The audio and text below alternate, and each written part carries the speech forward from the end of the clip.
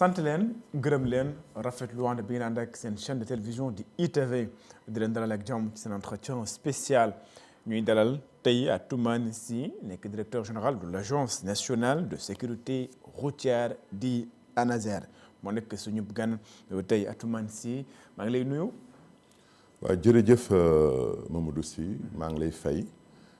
di la sant di la gërëm ci invitation bi nga ma invité tey pour wax ci lépp lu jëm ci kaaraange yoon ci réew mi nga may ma rek ma nuyu aussi suñu naataango yi donc sénégalais d'une manière générale la population sénégalaise di nuyu ñëpp di gërëm ñëpp di nuyu aussi ñi nga xam ne ñoo ngi ci biir réew mi ak ñi nekk ci bitim réew di gërëm di sargal aussi le président de la République son excellence Bassirou Diomaye Diakhar Faye di nuyu aussi son premier ministre Ousmane Sonko di nuyu aussi également sama ministre de tutelle Yankoba Diémé monsieur Yankoba Diémé nga xam ne moom moo yore lépp lu jëm ci transport infrastructure et transport aérien ci biir réew mi merci beaucoup. mu nekk Atoumane Sy directeur général ma fàttali leen ko agence nationale de sécurité routière mu nekk suñu gan junj na ko ñu nar a waxtaan ak moom lépp lu aju ci wàllum sécurité routière ñu nar itam ànd ak moom ci li nga xam ni moom moo soxal yenn ay poñ ci mel ni wàllum immatriculation li nga xam ne moom mooy deux roues yi xam ngeen ni bokk na ci actualité bi ak yeneen ponk yoo xam ni moom mi taxawaay yi nga xam ni war na ko am ci bopp boobu lépp agence. alors Atoumane dañuy dégg baat bi nga xam ni moom mooy sécurité routière ñi nga xam ni ñooy ñuy seetaan bu ñuy dégg sécurité routière seen xel ci lan la war a mën a dem. waaw jërëjëf Mamadou Sy question bu am solo nga posé. Bon, c'est vrai que sécurité routière moom dafa nekk sujet d'actualité parce que remarqué nañu Sénégal depuis les années 2000 accidents yi dañu bari nit ñi bu ñu déggee sécurité routière li ñuy njëkk xalaat mooy accident ci seen xel foofu lay jëm donc ñun au niveau de l'ANASER donc l'ANASER fàttali ne rek donc dafa nekk benn agence boo xam ne dañ ko créé en novembre 2021 donc dafa am benn décret donc décret 2021 1507 du 16 novembre 2021 moo porté la création de l'ANASER. ANASER mooy agence nationale de sécurité routière moom moo yore lépp lu jëm ci kaaraange yoon ci réew mi donc mission principale mooy coordonner gérer lépp lu jëm ci activité sécurité routière à l'échelle nationale. donc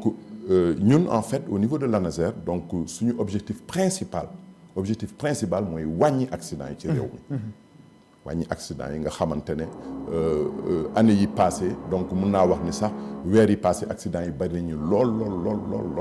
donc suñu objectif principal la mission principale de l'ANASER c'est ça donc baisser les accidents de la route baisser le nombre de décès le nombre de blessés graves et légers de 50% à l'horizon 2030 conformément aux objectifs des Nations Unies pour la réduction des accidents de la route. alors wax nga ko accident yi rawatina sax balaa ñoo sori ci atum 2024 ñu fi nemmeeku ci accident yi xaw nañ jéggi dayoo mu xaw a bari lool waaye lu ñu ci gis mooy lu bari lu ñu naan facteur humain maanaam dañuy faral di wax nii chauffeur bi dafa dawaloon ak vitesse bu bari chauffeur bi da doon nelaw wala chauffeur bi xool woon ci kanamam wala maanaam daal comportement humain bari na ci lu ñu koy junj ci wàllum accident yooyu ndax loolee day wane ni que ci wàllum sécurité routière dafa am tàggat boo xam ni chauffeur yi amuñu ko ba muy waral nii accident yi bu bëree rek ñu joxoñ baaraam tuuma ñi nga xam ne ñoom ñooy chauffeur yi. waaw li nga wax dëgg la c'est vrai que xam nga accident de la route. accident de la circulation li ko indi bari na donc on parle beaucoup des facteurs de risque. wax nga ko fi sànq effectivement le facteur humain d'une manière générale ça c'est l'analyse classique moom la ñuy wax le facteur humain ça représente dans nos pays aux alentours de 90% des risques d'accident. bu ñu jógee ci facteur humain bi après dinaa ko faram-fàcce donc il y a le facteur aussi du véhicule. mooy facteur 2 bi donc ça représente 7% des accidents. et le dernier facteur c'est le facteur des infrastructures routières et l'environnement routier. donc ça représente 3%. bon bu ñu jógee ci facteur humain bi facteur humain bi il y a plusieurs éléments. c'est vrai nit ñi il faudrait que ñu maîtriser la conduite. et pour maîtriser la conduite formation bi dafa am solo. formation bi lu am solo la. donc pour nit ki mën a dawal ci tali bi dafa am ñetti pàcc yoo xamante ne da nga ko war a maîtriser premier pàcc bi mooy code de la route donc code de la route nag dafa nekk loo xam ne c'est universel mais il y a des réalités locales donc code de la route bi il faudrait que ki nga xam ne day jàng dawal jaar ci auto-école agréée daf ko war a maîtriser bu ñu jógee ci code de la route bi il y a ce qu'on appelle la signalisation routière signalisation bi nag il y a deux aspects il y a la signalisation horizontale et la signalisation verticale donc muy panneaux yi marquage au sol bi feux yi donc yooyu yëpp ci signalisation yi la bokk donc il va falloir que nit ñi maîtriser ko ci tali bi parce que booy dawal nii il arrive souvent que nga gis ay panneaux de stop ay panneaux yoo xam ne dafay indiquer la limite de vitesse le marquage au sol aussi concernant les lignes discontinues continues parce que fii remarque nañu Sénégal surtout fan yi passé gis nga accident yu bëri dañuy impliquer ce qu'on appelle le dépassement dangereux donc ñu ci bëri xam nañ ni dans une ligne continue waruñ ci dépasser mais am na ñoo xam ne dañ ciy dépasser le dépassement c'est sur une ligne discontinue donc loolu aussi lu am solo par rapport à la signalisation léegi bu ñu jógee aussi ci signalisation le troisième élément mooy la technique de conduite d'un véhicule je m'explique boo déggee maanaam technique de conduite d'un véhicule mooy yow nan nga mën a def pour mën a dawal oto bi nga war a dawal parce que type de oto yi bari na bu ñu jëlee particulier yi moom la ñuy faral di dawal souvent loolu foog nga mën ko dawal dafa am solo mooy oto yu ndaw yi il y a ce qu'on appelle les véhicules lourds les véhicules lourds d'une manière générale mooy camions yi mooy autobus yi mooy minibus yi loolu aussi lu am solo la il faut que nit ki jàng dawal ces types de véhicules là bu ñu jógee ci véhicules lourds yi y a ce qu'on appelle les deux roues gis nga fan yi ça occupe l'actualité les deux roues mooy ce qu'on appelle les motos Jakarta ou Tchak-Tchak au Sénégal boo demee yeneen réew yi dans la sous-région par exemple je pense bien au Bénin donc ay am na benn terme bu ñu koy tuddee donc boo demee aussi Togo Mali dans la sous-région Burkina donc c'est un phénomène justement Cotonou c'est Abidjan effectivement donc loolu lu am solo la il faut que nit ki jàng ko dawal muy motocyclette bi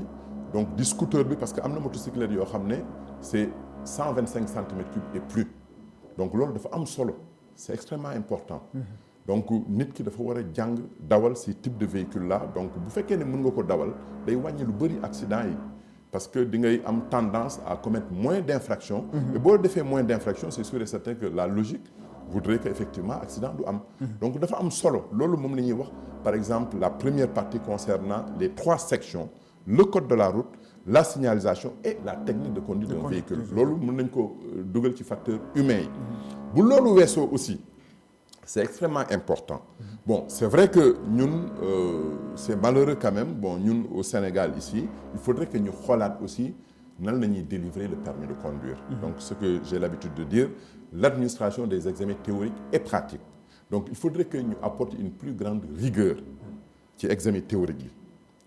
donc lu am solo la aussi parce que képp koo xamante ne dafa bëgg a am permis de conduire il faudrait que nga jaar dans une école de conduite agréée. justement ci école yooyu ndax ci jamono ji duñ fi nemmeeku mooy école yi nga xam ni wala auto école yi dañ fi xaw a bëri lool ndax jotul itam secteur boobee ñu def lu ñu naan ay audit ñu seet ndax itam école yi nga xam ni yëpp ubbi nañu wala ñu ngi fii ci Sénégal ndax am nañu agrément nécessaire boo xam ni moom moo leen di jox gëdd ñoom ñi ñu mën a amal yooyu def activité. non effectivement li nga wax lu am solo la d'ailleurs ci état généraux des transports publics bi nga xamante ne gouvernement du Sénégal organisé na ko avec la collaboration bien sûr du ministère des infrastructures des transports terrestres et aériens du mois d'octobre bi waxtaan nañ ci ak les acteurs par rapport aux écoles parce que gis nañ Sénégal c'est vrai formation bi des na donc am na auto-école yoo xamante ne dañ leen war a réglementer am na yoo xam ne elles sont agréées donc loolu ñoo ngi ciy waxtaan bu baax et les conclusions issues des recommandations des états généraux dinañ ci wax lu bari ci par rapport aux auto-écoles loolu lu am solo la parce que aussi gis nañ ni ki nga xamante ne dafa war a jàngal dawal les apprenants mooy élèves yi dañ ko war a càmbar lu am solo la parce que un moniteur d'école de conduite là da nga war a nekk quelqu'un boo xam ne da nga am expertise nga xam ne da ngay transmettre les connaissances à un élève en apprenant donc dafa war a nekk quelqu'un bu koo xam ne vraiment maîtriser na lu muy def lu am solo la donc juste pour revenir rek ci par rapport ak li ma doon wax léegi concernant l'examen l'administration des examens théoriques et pratiques wax naa ko ni fii concernant l'examen théorique lu am solo la il faudrait que nit ñi ñu jàngal leen le code de la route la signalisation et la technique de conduite d'un véhicule bu ñu jógee ci examen théorique bi am na beneen pàcc boo xam ne examen pratique bi la bon gis nga ne malheureusement ñun pratiquement créneau ci la ñuy amee permis de conduire moom lu ñuy wax naan stationnement oblique ou parallèle donc jot na ñu def une réforme en profondeur de l'examen pratique nga xam ne au moins day am benn circuit routier muy autoroute wala route nationale yi nga xam ne le candidat dafay emprunter le circuit ñu mën ko càmbar évaluer ko bu fekkee ne vraiment def na les manœuvres nécessaires muy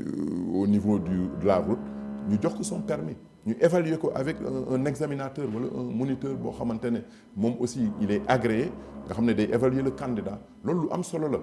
bu fekkee ne vraiment def na ces manœuvres nécessaires ñu jox ko le pourcentage requis pour mu am permis loolu dafa am solo parce que buñ ko defee loolu dina wàññi lu bëri accident yi parce que accident yi li ko indi comme ni ñu ko waxee facteur humain bi dafa am solo 90%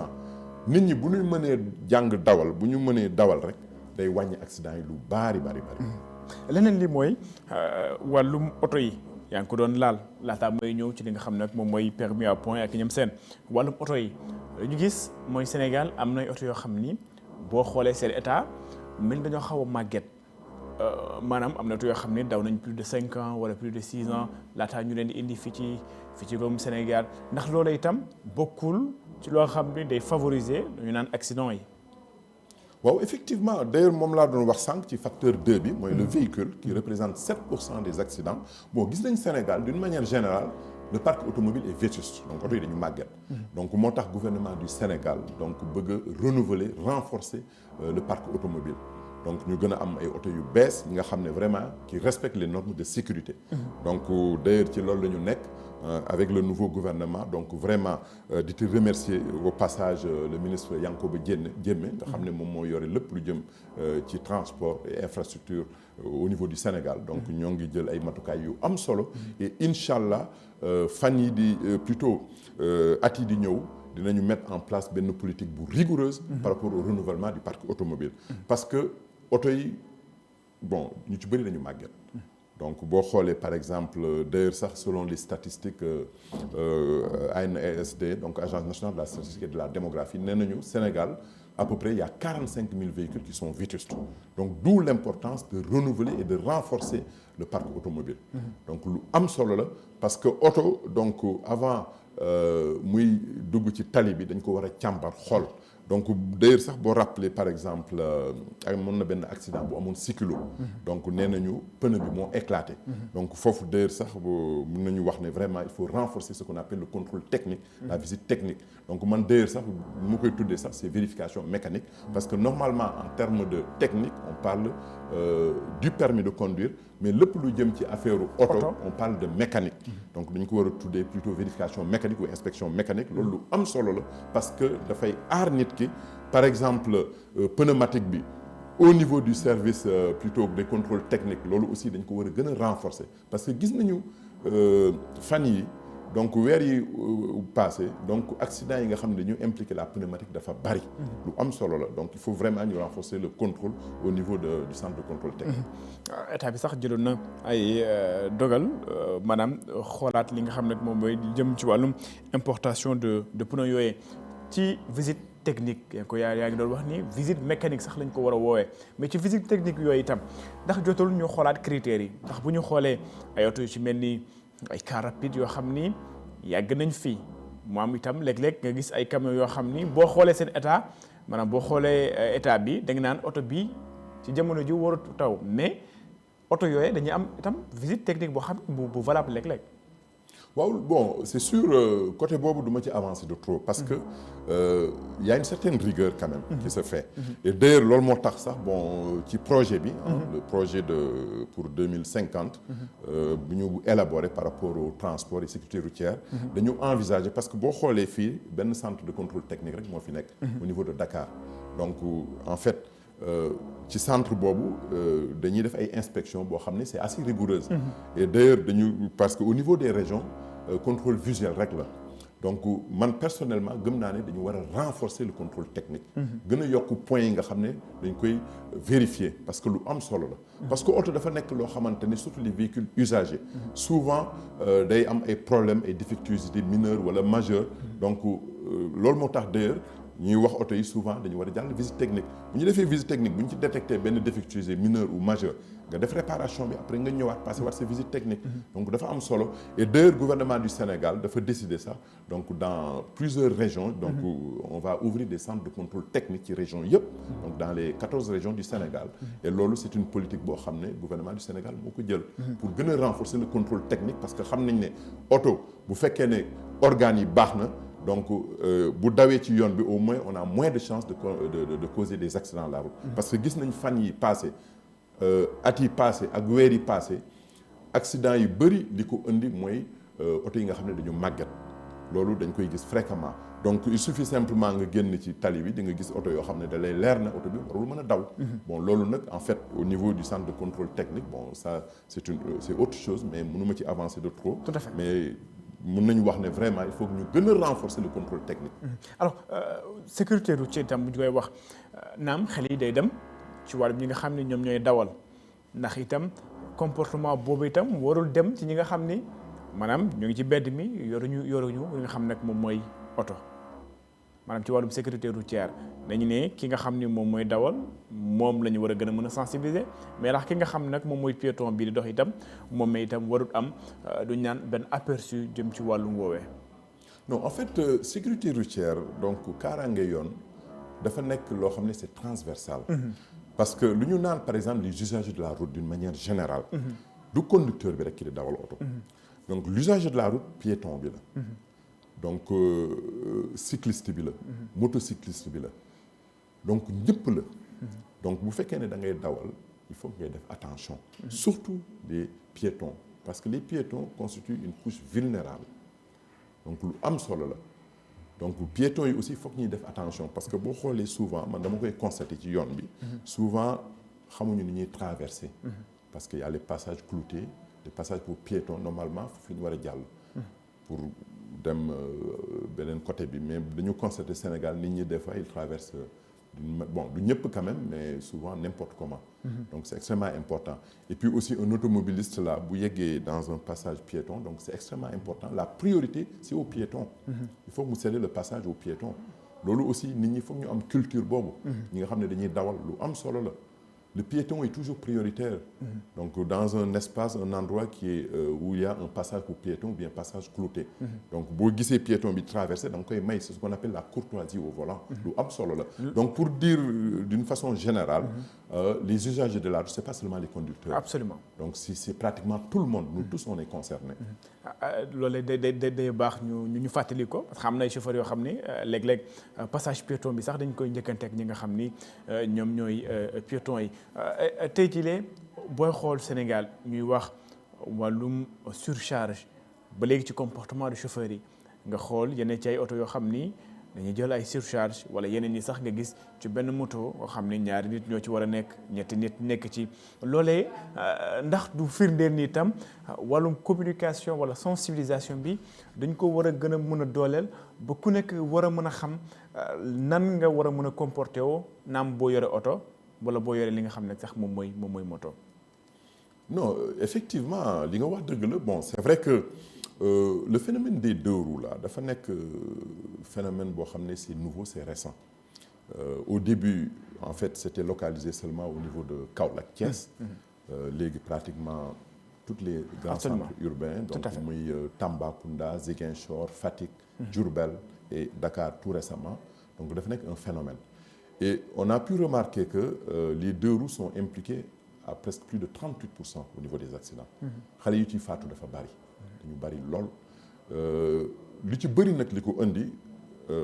c'est le comportement ñu naan le facteur humain parce que avant tout il faudrait que kii di dawal moto da nga ko war a jàng aussi il faut que ñu former leen ñu am permis de conduire. c'est extrêmement important donc muy kii di dawal motocyclette muy scooter ou cyclomoteur donc peu importe il faudrait que vraiment mu mën dawal type de véhicule bu muy dawal muy moto bi donc bu fekkee ne mën na ko dawal y a moins de risque de commettre des accidents. Et justement pour revenir par rapport ak li nga wax surcharge bi parce que man des fois dama koy constater am na ay ñoo xam ne dañuy nekk ci moto en plus du conducteur day am deux passagers donc ils sont 3. Ça c'est inacceptable. Le code de la route stipule que dans une moto il faudrait qu'il y ait le conducteur et le passager pas plus. Mais souvent dañ koy gis et c'est fréquent. li ci gën a doy waar ay xale yu ndaw keroog laa gis benn waay mu yegg ci benn moto mu yeb ñaari xale yoo xam ne sax je pense bien que amuñu sax 15 ans bas âge 10-12 ans. loolu day waar la et soluñu sax casque.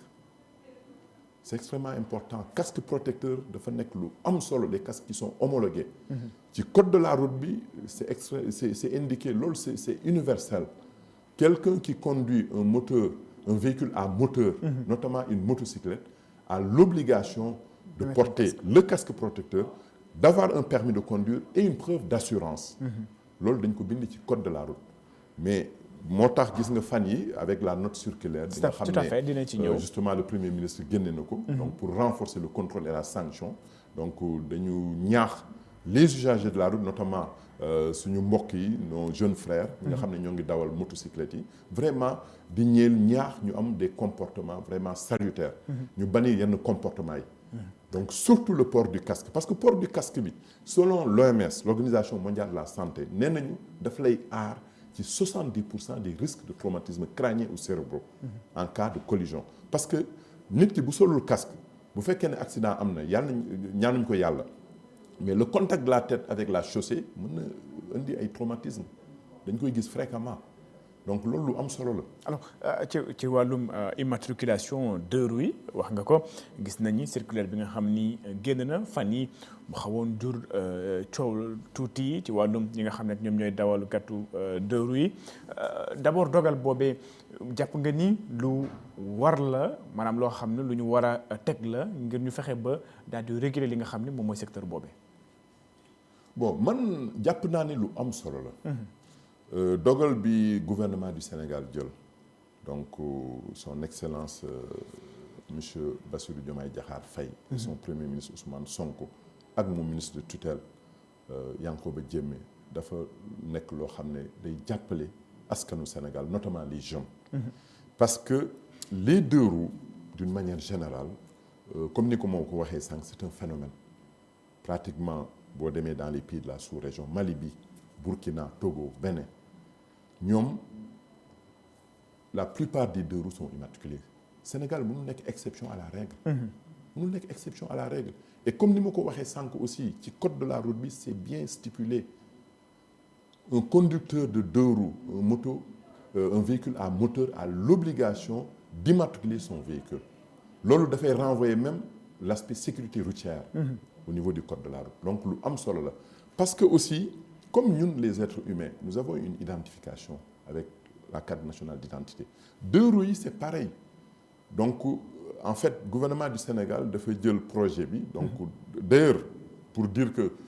amoon na ay tentatives dans le passé mais malheureusement donc pour X raisons ça n'a pas fonctionné mais actuellement avec le nouveau régime donc nous avons décidé quand même de faire une généralisation de l'immatriculation donc jàppale xale yi ñu am immatriculation donc dafa nekk loo xam ne lu am solo la. parce que oto dafay am identification. donc avec la carte grise moom la ñuy wax certificat d'immatriculation ak plaque bi dafa am solo pour ñu am un répertoire national des véhicules à deux roues. au-delà de ça il y a aussi ce qu'on appelle l'aspect sécuritaire un problème de sécurité publique parce que gis nga ne dans la plupart des cas. muy certaines agressions wala ay cambriolages souvent. je ne veux pas stigmatiser mais souvent c'est imputé d'une manière générale aux deux roues. donc il y a l'aspect sécuritaire. au-delà même de l'aspect sécurité routière. il y a aussi un autre aspect il faut vraiment ñu formaliser ko parce que on ne peut pas être une exception à la règle. fépp foo dem ci àdduna bi pays boo dem les deux roues sont immatriculés. donc vraiment c'est pour jàppale jeunes yi ñi nga xam ne bon d'ailleurs pour rappeler pratiquement ñu ci bëri aussi vraiment man di leen encourager bu baax a baax a baax parce que am ñoo xam ne ñu ci bëri si la ñuy daan seen doole. parce que y a des jeunes yoo xam ne am nañu diplôme jàng nañ dem ba université am ay master 1 master 2. donc vraiment ça leur permet de gagner leur vie. donc secteur bi foog ñu encadrer ko réglementer ko. loolu rek moo tax gouvernement bi jël cette initiative là pour mettre l'accent par rapport à l'immatriculation généralisée des 2 roues. donc c'est vrai que temps yi coow li bari na. et d'ailleurs je pense que même la plupart des Sénégalais d'une manière générale ñëpp saluer nañu initiative bi. ñëpp ci d'accord. sauf que c'est vrai que am na yoo xamante ne peut-être dañ ko war a ajuster mais ñëpp d'accord ci généralisation de l'immatriculation. maanaam ci wàllum ajustement bi ma ndax gënuñu ko war a yombalal ñi nga xam ne ñoom ñooy xale yooyee. maanaam ñu gën leen yombalal parce que dañuy wax ni gis nañ leen ñu ne ci wàllum jotum kayit bi surtout ñoo xam ni ci wàllum CMC bi faaw ñu dem fii wala légalisation bi faaw ñu dem ci commissariat bi léegi wut yeneen ci ay kayit gouvernement bi teg na yooyu ndax waru teg ay jéego yoo xam ni day faciliter xale yi itam ñu mën a jot ci kayit yi nga xam ni moom la ñu soxla ngir ñu mën a dem ñu jox leen li nga xam ne moo di seen plaque d'immatriculation. non note circulaire bi génn bi 7 janvier effectivement wax nañ ci lu bari pour faciliter par rapport à l'obtention de ces documents donc ñoo ngi ci et incha allah actuellement sax vraiment affaire bi mu ngi avancé bu baax a baax a baax donc am na benn avancé bu am solo ci région yi donc nous avons pu remarquer que vraiment xale yu bari ñoo ngi dem di ut seen këyit donc plaque d'immatriculation bi ak certificat d'immatriculation bi et ñoo ngi ci bu baax a baax a baax pour faciliter la tâche parce que ñun loolu rek moo ñu tax a jóg dañu bëgg a jàppale xale yi parce que xam nañ ne Sénégal xale yi ñu am jom lañu ay jàmbaar lañu et puis ñu ci bëri si ñuy daan seen doole donc vraiment gouvernement du Sénégal moo ngi leen di accompagner bu baax a baax a baax et délai bi ñu leen jox 3 mois yaakaar naa ne incha allah avant le 13 mars dinañu immatriculer bon je peux dire peut-être 18% ou 95% de ces véhicules là donc vraiment ñu ngi leen di jàppale bu baax a baax a baax di ñaan yàlla rek projet bi mu jëm kanam et puis c'est dans l'intérêt de ces jeunes là qui conduisent ces deux roues au-delà de ça même bon il y a aussi le permis de conduire parce que c'est vrai actuellement le contrôle et la sanction mu ngi continuer parce que aussi xale yi foog ñu xam ne au-delà de l'aspect immatriculation bi il y a ce qu'on appelle le permis de conduire aussi il faut aussi ñuy sol seen casque protecteur bi parce que loolu dañ ko wax ci code de la route bi lu am solo la xale buy dawal 2 roues da nga war a am casque protecteur da nga war a am certificat d'immatriculation da nga war a am preuve d'assurance loolu dafa am solo mais actuellement il y a une exemption par rapport à l'immatriculation pour les 3 mois mais par rapport aux autres aspects muy contrôle bi en rapport avec le permis de conduire en rapport avec le port du casque aussi loolu c'est toujours en vigueur. nga nekk directeur général bu agence bi nga xam ni moom moo yor lépp jëm ci wàllum sécurité routière tey lan lañ mën a xaar ci nga xam ne moom mooy Atoumane Sy ci liggéey yoo xam ni sumb na ko ci bopp li nga xam ne moom boobu lépp agence. bon en fait donc le président de la République son excellence Bassirou Diomaye Diakhar Faye donc a porté son choix sur ma modeste personne pour diriger ANASER donc man ci lu ñuy xaar ci man mooy surtout sama objectif principal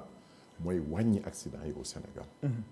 parce que accident yi dafa nekk un problème de santé publique et ñoo ngi ci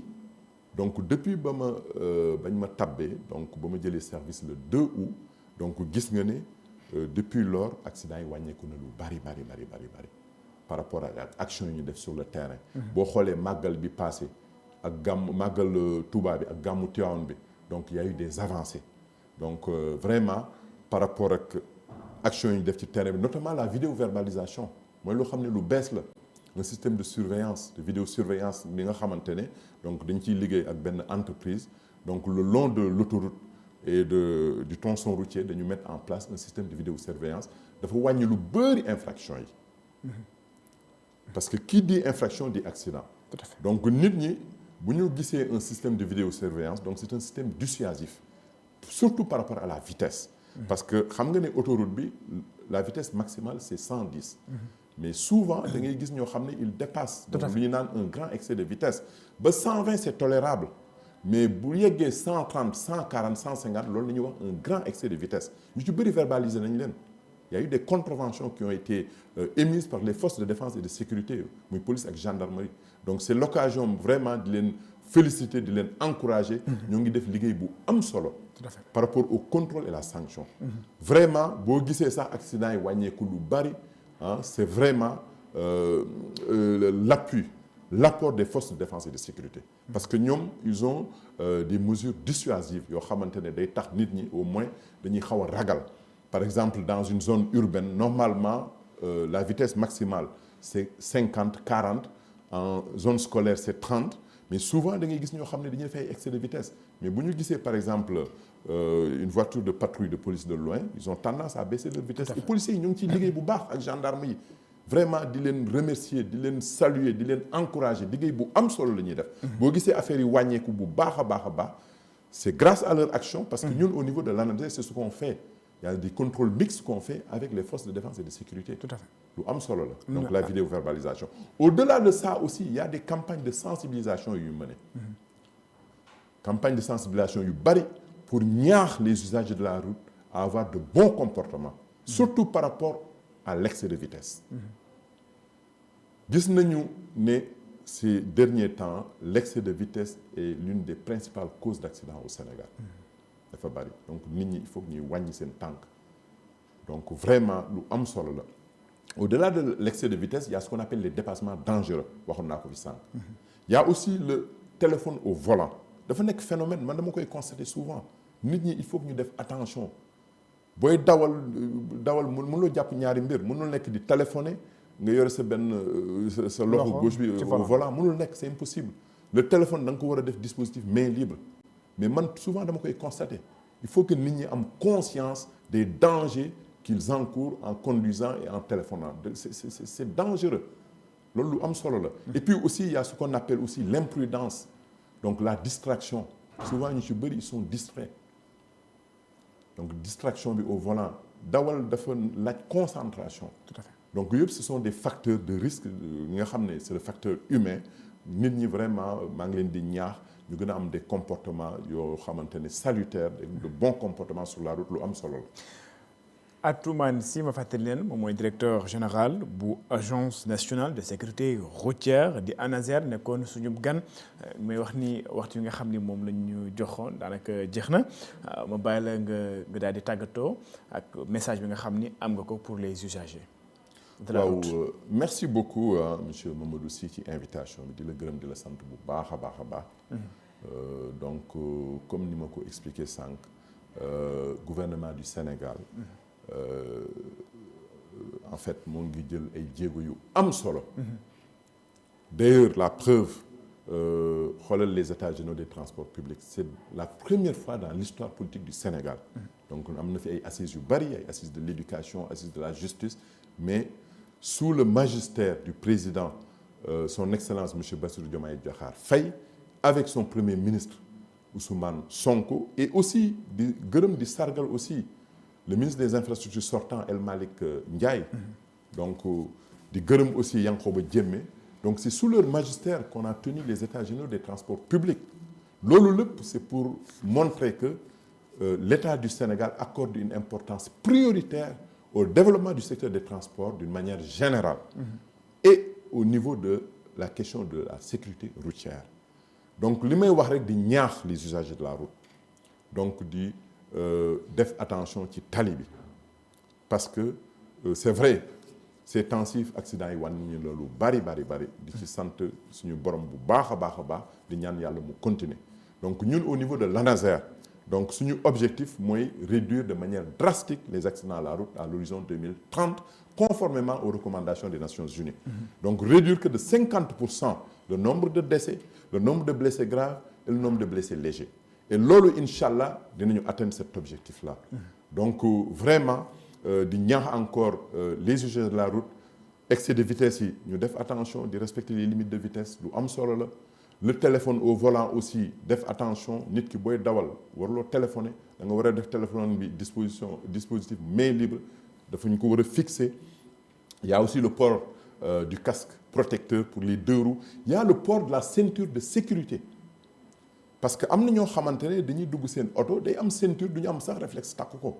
souvent chauffeur bi moom rek kay takk ceinture passager bi à droite ñi nekk ci ginnaaw aussi oto bi day am dispositif de retenue moom la ñuy wax dispositif de retenue mais du ñu am réflexe takku ko c'est une question de quelques secondes